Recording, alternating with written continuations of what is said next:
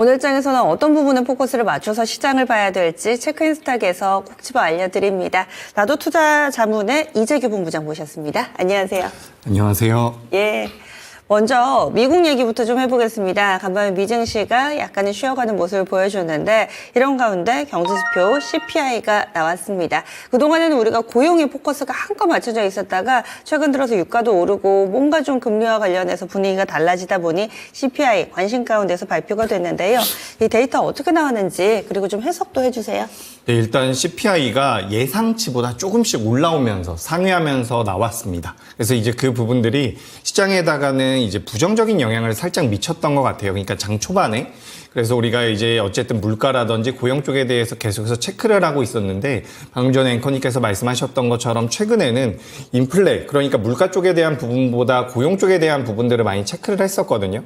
근데 지금 다시 한번 물가가 올라오면서 살짝 부담을 줄 수도 있지 않을까라는 생각이 들었습니다. 하지만 우리가 장 마감 기준으로 본다라고 한다면 미증시가 어쨌든 전약 후강으로 마감이 됐거든요. 그래서 우리가 한 달 전이나 두 달 전에 이런 물가 지표를 살펴봤던 것과는 조금 다르다. 왜 그러냐면 당시보다는 이제 이 지표에 관련되어 있는 영향력이 많이 줄어든 게 아닌가. 저는 그렇게 생각을 하고 있습니다. 그래서 우리가 실업수당 청구 건수 같은 경우도 굉장히 많이 늘었거든요. 그래서 우리가 전반적으로 살펴봤을 때 어제 미증시가 좀 힘들 뻔 했는데 생각보다 그렇게 영향이 없었다라는 것은 과거보다 이 지표에 대해서 우리 시장이라든지 미증시가 좀 둔하게 반응을 하고 있다. 영향력이 좀 줄어들었다라는 판단이 서는데 왜 그럴까라고 좀 고민을 해봤더니 기업들의 개별적인 실적이 계속해서 나오고 있는 시즌이 도래하기 때문에 아무래도 이런 지표들보다는 지표는 어쨌든 영향을 미치긴 하겠지만 결과적으로 이제 11월 달에도 25bp 인하를 한다라는 이야기들이 나오고 있거든요.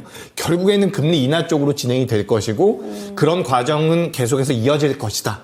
그렇기 때문에 우리가 종목들에 대한 실적적인 부분들을 계속해서 체크할 필요가 있지 않을까. 그래서 기업들이 이제 실적을 내놓는 실적 시즌으로 들어왔기 때문에 이런 지표들에 대한 영향력이 좀 줄어드는 게 아닐까라고 저는 생각을 하고 있습니다. 그래서 뭐 물가 지표가 예상치를 살짝 상회를 했고요. 고용 지표도 어떻게 보면 좀 안 좋게 나온 부분인데 고용 지표 같은 경우는 분석하기에 따라서 좀 다르더라고요. 뭐 허리케인에 의해서 뭐 일시적인 현상이다. 뭐 이런 이야기들이 있는데 전반적으로 따져봤을 때 과거보단 영향력이 많이 줄어든 게 아닐까. 그래서 기업들이 만들어낼 수 있는 실적에 우리가 계속해서 초점을 맞추는 게 어떨까. 이렇게 의견 드리면서 지금 시장 우리나라 같은 경우도 마찬가지라고 저는 보고 있거든요. 기업들이 이제 계속해서 예상 잠정 실적이라든지 실적을 내놓게 될 텐데 그에 따른 영향력이 지금부터 하반기까지는 연말까지는 이어질 가능성이 높다라고 보고 있기 때문에 미국의 지표가 뭐 얼마 전까지는 정말 중요했지만 이제는 그 중요도가 좀 반감되지 않았을까 이렇게 의견 드려보도록 하겠습니다. 네. 그런데 말씀해 주신 부분에서 이 11월 달에 금리가 물론 25bp 동결이 비율상으로 지금 더 높기는 하지만 인하가 비율상으로 더 높기는 하지만은 이 동결에 대한 예상치가 조금씩 올라오고 있어가지고 이 부분은 그래도 여전히 25bp 인하의 가능성이 조금 더 높다 이렇게 보세요? 예, 일단 25bp 인하의 가능성이 저는 조금 더 높다라고 보고 있는데 저는 사실 여기서 동결이 돼도 상관이 없다라고 생각을 하거든요. 여기에 대해서는 제가 좀 말씀드리고 싶은 게 우리가 예전에도 뭐 반년 전에도 금리 인하가 될 것이다라는 기대감이 굉장히 많았거든요. 근데 사실 금리 인하가 된다라는 게 무조건 좋은 게 아니에요. 물론 우리가 경기 침체로 들어갈 가능성이 있기 때문에 금리를 인하할 것이다 라는 것은 아니기 때문에 연착륙의 가능성도 있기 때문에 금리 인하에 대해서 우리가 무조건 부정적으로 볼 필요는 없지만 금리 인하가 계속해서 진행이 된다라고 한다면 증시 같은 경우도 둔화될 가능성이 저는 분명히 있다라고 보고 있거든요. 우리가 과거의 사례에서 봤을 때 금리 인하가 되면 결국엔 시장도 꺾이는 경우가 굉장히 많았습니다. 그러니까 우리가 이 금리 인하에 대한 기대감을 이어가는 게 저는 중요하다라고 보고 있거든요. 그래서 금리 동결도 저는 괜찮고요. 어쨌든 기대감은 유효할 가능성이 높으니까 게다가 여기서 금리 인상으로 다시 한번 턴할 가능성은 저는 굉장히 낮다라고 보고 있기 때문에 11월 달에 금리 인하든 동결이든 우리 시장뿐만 아니라 글로벌 시장에서 금리 인하에 대한 기조는 이어질 가능성이 높다라고 보고 있습니다. 그래서 저는 오히려 동결을 한번 해주는 것도 나쁘지 않다라고 보고 있기 때문에 네. 우리가 금리 인하가 무조건 좋은 것이다라고 보기보다는 이 금리 인하를 해야 되는 명분에 대해서 생각을 해볼 필요가 있고, 아직까지는 경기 침체로 인해서 금리 인하를 한 것은 아니라는 분석들이 나오고 있기 때문에 금리 인하가 나쁜 것은 아니지만, 금리 인하가 만약에 여기서 50bp가 진행되면 저는 경기 침체 이야기가 다시 나올 가능성이 높다라고 보고 있거든요. 지금 물가도 다시 올라가고 있고, 고용지표 같은 경우도 만약에 다음 달에도 고용지표 쪽에서 안 좋은 스탠스가 나온다라고 한다면 여기선 또 한 번 경기 침체 이야기가 나올 가능성이 높다라고 보고 있기 때문에, 뭐 11월 달에 결과론적인 이야기가 될 수가 있겠지만, 뭐 저는 금리 동결도 괜찮다라고 보고 있고, 인하를 한다라고 한다면 50bp보다는 25bp가 좋다라고 이렇게 의견 드리도록 하겠습니다. 알겠습니다. 이번 CPI 어떻게 발표될까도 관심이 많았고요. 시장의 반응. 역시나 시장은 지금 경제지표라든지 물가라든지 이런 데 크게 반응을 나타내지는 않습니다. 대세에 크게 또 영향이 없는 선에서 발표가 됐고, 시장의 반응도 무덤덤했고, 그랬던 원인에 대해서는 기업들의 실적 발표에 조금 더 포커스가 맞춰져 있어서 그렇지 않을까 의견을 제시해 주시네요. 다음 두 번째 넘어가겠습니다. 최근 들어서 시장 거래대금이 메말라 붙어 있는 가운데 이 제약바이오는 예외입니다. 계속해서 재료가 나오고 있고, 전 세계에서 학회 일정도 릴레이로 꾸준히 펼쳐지고 있고요. 국내에서는 어제 리가켄바이오 라이센스 아웃 소식 나오면서 또 급등세를 보여주기도 했습니다. 여전히 50일주 신고가 리스트에 터줏대감처럼 제약바이오 종목군들이 돌아가면서 하나 둘씩 이름을 올리고 있는 상황인데, 제약바이오 요즘에 확실히 좀 달라진 모습을 보여주고 있습니다. 어떻게 해석하고 계세요? 예, 제약바이오 이제 저도 좋다라고 말씀드린 지 굉장히 오래된 것 같습니다. 처음에 이제 제약바이오가 좋다라고 말씀드렸을 때 저도 살짝 걱정이 됐었던 부분이 있거든요. 워낙에 변동성이 크고, 어제 같은 경우도 시간의 단일가에서 이제 HLB 그룹주들 같은 경우는 급락이 나왔거든요. 그래서 역시나 제약바이오가 좀 어렵다라는 생각이 들지만, 전반적인 시장의 흐름상 우리 시장의 주도 섹터는 여전히 제약바이오가 아닐까라고 생각을 합니다. 그러니까 오늘은 HLB 그룹주들이 영향으로 인해서 제약바이오 종목군들이 어느 정도 조정을 받을 수도 있다라고 생각을 하지만, 전반적으로 이제 금리 인하 사이클에 들어간다라는 것은 저는 분명하다라고 보고 있거든요. 금리 인하 사이클에 들어간다라고 한다면 지금 화면에 미국의 10년물 국채 금리와 그리고 XBI라고 해서 우리가 바이오 ETF라고 보시면 좋을 것 같거든요. 화면에 보시면 저 파란색 선이 미국의 금리라고 생각을 하시면 좋고요. 빨간색 선이 이제 바이오 ETF라고 보시면 좋을 것 같은데, 보시다시피 거의 반비례로 움직이고 있다는 것을 우리가 확인을 할 수가 있습니다. 그렇기 때문에 저런 부분에서 금리 인하가 지속이 된다라고 한다면 제약바이오는 구조적으로 올라올 가능성이 높다라는 말씀을 드리고 싶고요. 그리고 이제 우리가 제약바이오 쪽에 대해서 왜 우리나라 기업들이 매력적인가라고 생각을 해보면, 지금 요 다음 화면 제가 두 가지 이미지를 준비를 해왔는데, 요 화면을 보시면 가장 좌측에 2022년도에 특허가 만료되는 제품입니다. 빅파마의 특허 만료 제품이고, 2023년도, 2025년도 계속해서 특허 만료가 도래되는 제품들이 나오게 되죠. 요게 이제 빅파마들의 제품이라고 보시면 좋을 것 같은데, 특허가 만료가 되면 빅파마들 입장에선 매출이 급감을 할 가능성이 높거든요. 근데 이 특허가 만료되는 것이 우리나라 기업들에는 굉장히 기회가 될 가능성이 높다라는 거죠. 특허가 만료되면 그걸 바이오시밀러로 만들어서 진입을 할 수도 있고요. 특허가 만료되는 제품들 같은 경우는 또 제형 변경을 통해 가지고 특허를 연장할 수가 있는 부분들이 있거든요. 제형 변경 같은 경우는 뭐 우리 시청자분들께서도 잘 알고 계시겠지만, 뭐 알테오젠 같은 기업들이 있겠죠. 알테오젠이 이제 제형 변경 쪽에 관련돼서 굉장히 좋은 기술을 가지고 있고, 뭐 바이오시밀러 쪽에서는 셀트리온 같은 기업들도 있고요. 근데 우리나라 기업들이 원래 이 신약을 개발하는 거에 비해서 바이오시밀러라든지 그리고 CDMO, 우리가 위탁생산, 생물보안법에 대해서 수혜를 받을 수 있는 이쪽에 대해서 원래부터 잘하고 있었다라고 이야기가 되고 있어요. 그러니까 지금 우리가 금리 인하 쪽에 대한 수혜를 받을 수 있다라고 해서 제약바이오 쪽에 대한 관심도가 많이 올라갔지만, 실제 지금 우리나라 기업들이 빅파마들의 이런 선택을 많이 받고 있잖아요. 리가켄바이오도 마찬가지고요. 그래서 이런 부분들이 어떻게 보면 그동안 우리나라 시장에서 잘해왔었던, 우리나라 제약바이오가 잘해왔었던 쪽에 대한 이런 사이클이 좀 도래하지 않았나라고 저는 생각을 하고 있습니다. 그래서 우리가 제약바이오 쪽에 대해서는 첫 번째로 금리 인하 쪽에 대한 수혜를 받을 수 있다는 부분, 그리고 두 번째는 원래 우리나라가 잘하고 있었던 쪽에 대해서 강하게 좀 시장에서 부각될 만한 사이클에 도래했다. 이렇게 저는 좀 생각을 하고 있기 때문에 뭐 CDMO까지 엮어본다라고 한다면 제약바이오가 강세를 좀 이어갈 가능성이 많지 않을까 이렇게 좀 보고 있고요. 그리고 우리가 지금 아까 전에 잠깐 말씀드렸었던 이 이중항체와 관련되어 있는 것은 우리가 대표적으로 ABL 바이오를 많이 이야기를 하고 있고요. 그리고 이제 리가켄 바이오 같은 경우는 ADC라고 해서 항체 약물 접합체를 이야기를 많이 하고 있는데 이런 기업들을 우리가 테크 기업이라고 이야기를 많이 하거든요. 바이오 테크 기업, 뭐 플랫폼 기업이라고 이야기를 많이 하고 있는데 우리가 이제 이런 기업들에서 연구 활동을 하고 있는 R&D 인력이나 R&D 개발 비용 같은 경우가 우리가 전통적인 제약사라고 이야기하고 있는 녹십자라든지 한미약품이라든지 이런 기업들에 비해서 굉장히 적다라고 합니다.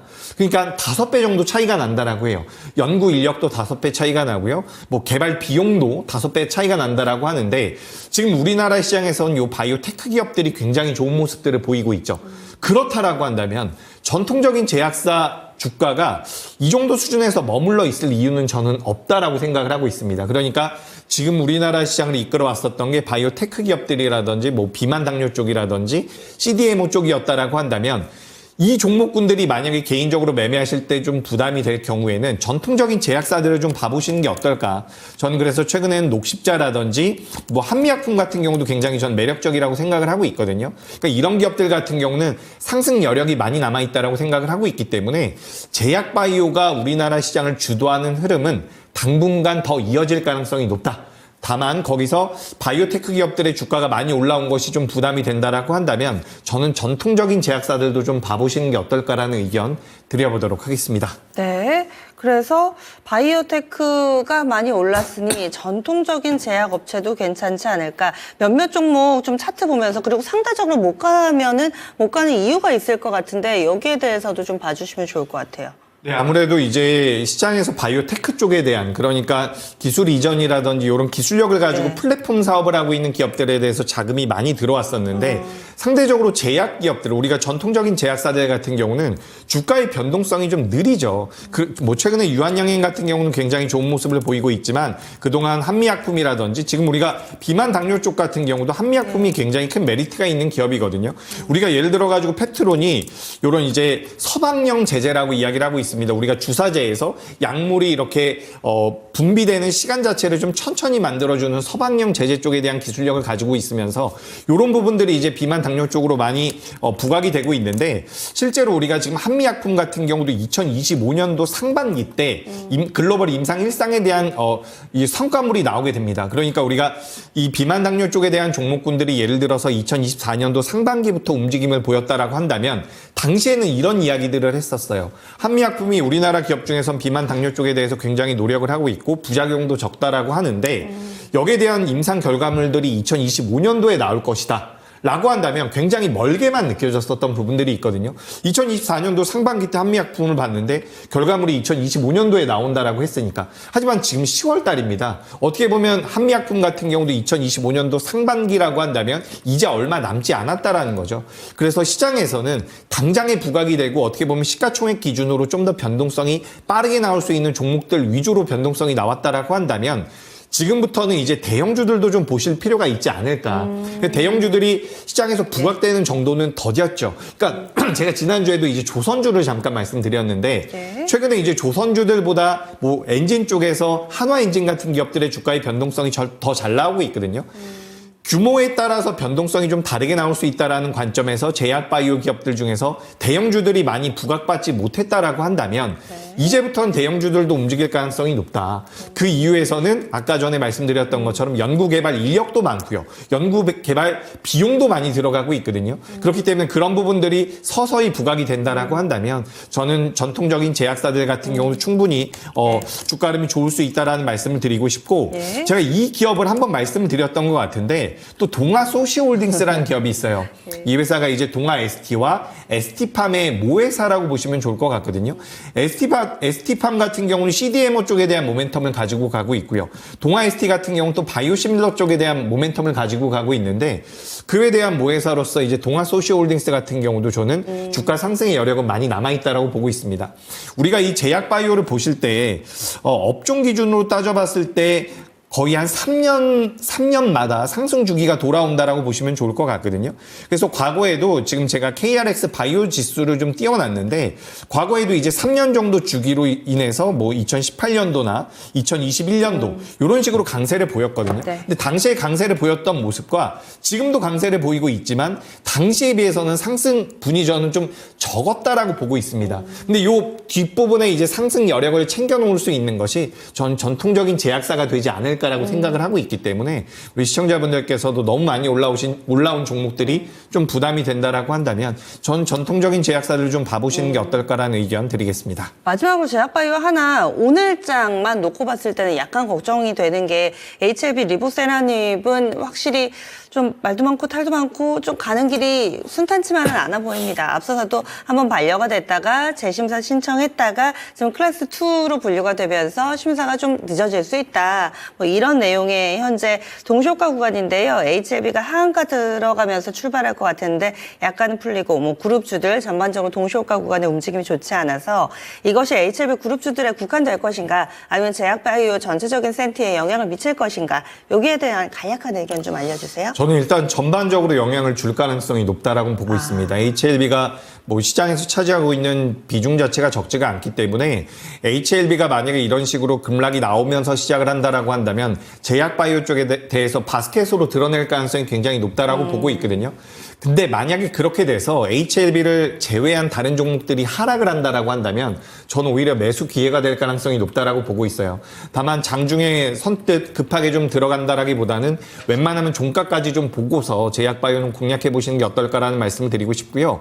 HLB를 보유하고 계신 분들이 이제 좀 걱정이죠. 근데 시초가가 너무 많이 밀려서 시작을 한다라고 한다면 지금 HLB와 방금 전에 이제 앵커님께서 말씀하신 것처럼 클래스 2로 분류가 됐는데 지금 연내에 결과물이 나올 것이다라고 기대를 했다가 6개월이 걸린다라는 이야기가 나오고 있거든요.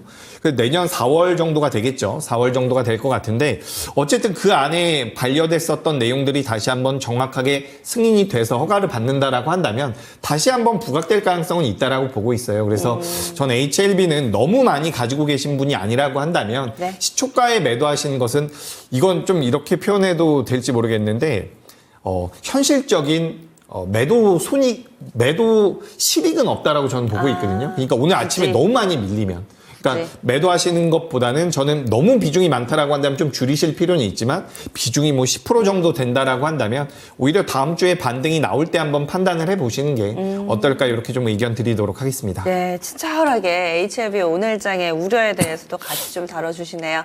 다음 마지막으로 넘어가겠습니다. 올해 들어서 부진한 섹터, 대표적으로 엔터를 꼽을 수가 있습니다. 엔터도 이제 슬슬 바닥이 나온 것인가, 그리고 꼬였던 실타래가 풀려가는지, 연말 되면 콘서트도 많이 할 텐데 기대를 좀 해봄직할지, 엔터 섹터에 대한 의견은 어떠신가요? 네, 참 이게 엔터가 굉장히 어렵더라고요. 인적 리스크 때문에. 맞아요. 예전부터도 말이 많았었는데 우리가 올해 들어서 사실 상반기 때 뭐 반도체 관련주들 좋았죠. 그리고 밸류업과 관련되어 있는 종목들도 좋았고요. 하반기 들어와서는 또 우리가 성장주라고 이야기하고 있는 2차전지나 제약바이오도 굉장히 좋았거든요. 근데 우리가 성장주로 같이 분류를 하고 있는 엔터 같은 경우는 계속해서 소외가 되고 있었습니다. 아무래도 작년 11월 달부터 이 앨범 판매에 대한 피크아웃 논란이 계속해서 있었고 올해 상반기부터 지금까지 올해 연초부터 지금까지 업종 기준으로 거의 30% 정도 하락이 나왔어요. 그렇기 때문에 굉장히 좀 어렵다라고 생각이 되는데 이런 관점으로 좀 보시면 좋을 것 같아요. 지금 안 사면 언제 살까? 전 이런 생각이 좀 들거든요. 그래서 제가 이제 자료를 좀 준비했는데 일단 엔터 44의 합산 PER 밴드입니다. 지금 보시다시피 이 엔터 44의 PER 밴드 자체가 가장 저평가되어 있었던 가장 저점 구간대까지 지금 내려와 있다라고 보시면 좋을 것 같거든요. 그래서 여기서부터 이제 반등이 시작이 되고 있는데 일단 기본적으로 금리 인하에 들어간다라는 부분들, 성장주 쪽으로 자금이 들어온다라는 부분이 엔터 쪽에 대한 반전 트리거가 될 가능성이 높다라는 말씀을 드리고 싶고요. 얼마 전에 이제 중국에서 경기 부양책이 나왔죠. 중국 쪽에 대한 경기 부양책 수혜도 받을 수 있다라는 말씀을 드리고 무엇보다 엔터사들 같은 경우 또 일본 쪽에 대한 영향을 많이 받거든요.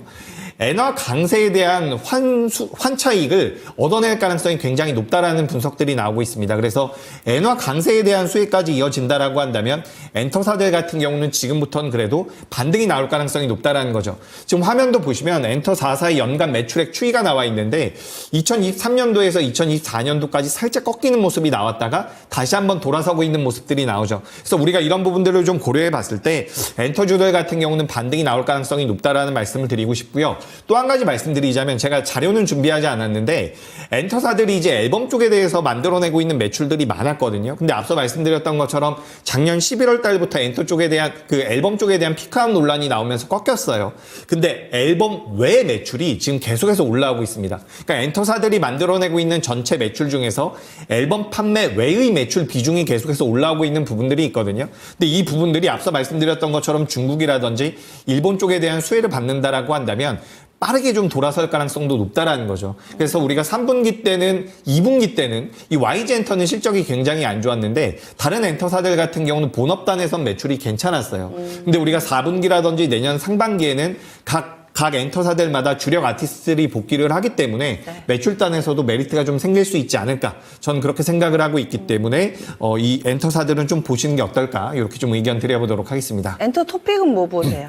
전 일단 JYP 엔터를 보고 있습니다. 작년부터도 이제 올해 초에도 JYP 엔터가 좋을 것이다라는 분석들이 굉장히 많았거든요. 근데 낙폭은 가장 크게 나왔죠. 그래서 굉장히 아쉬웠는데 그래도 JYP 엔터가 만들어내고 있는 매출이나 이런 것들을 기준으로 봤을 때는 저는 반등 속도가 가장 안정적으로 나올 수 있지 않을까라고 생각이 되기 때문에 JYP 엔터를 말씀드리고 싶고요.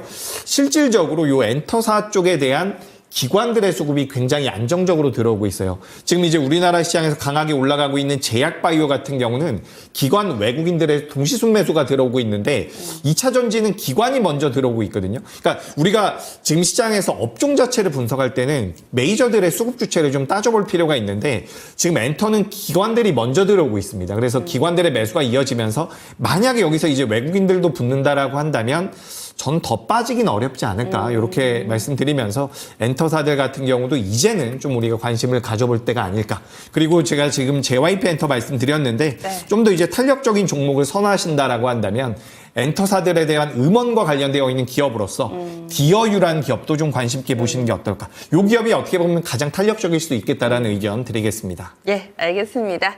이렇게 해서 세 가지 체크포인트 알아봤습니다. 체크인스탁이었습니다.